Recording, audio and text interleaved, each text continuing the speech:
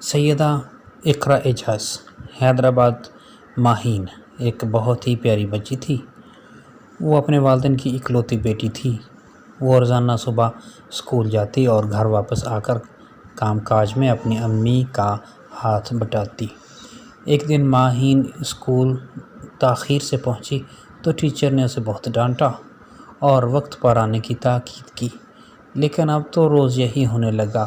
ماہین سب سے آخر میں اسکول پہنچتی اور مس سے خوب ڈانٹ کھاتی، لیکن اصل وجہ نہیں بتاتی تھی کہ کہیں اسے بہانہ نہ سمجھ لیا جائے۔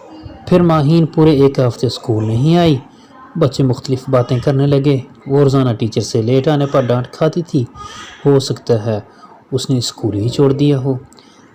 لیکن آخر ایک ہفتے کی چھٹی کے بعد ماہین اسکول آ ہی گئی۔ آج وہ کلاس میں سب سے پہلے آئی تھی۔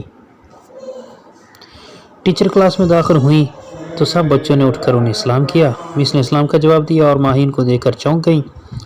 انہوں نے ماہین کو اپنے پاس بلایا اور کہا، ویسے تو تم روزانہ اسکول دیر سے آتی تھیں اور آج پورے ایک ہفتے کے بعد آئی ہو، دل بھر گیا تمہارا چھٹیوں سے۔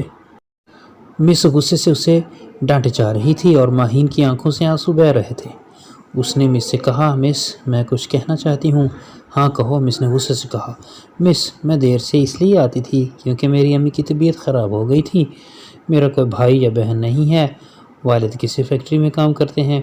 ناشتہ تیار کرنے اور ماں کو دوا دینے کی وجہ سے میں دیر سے آتی تھی۔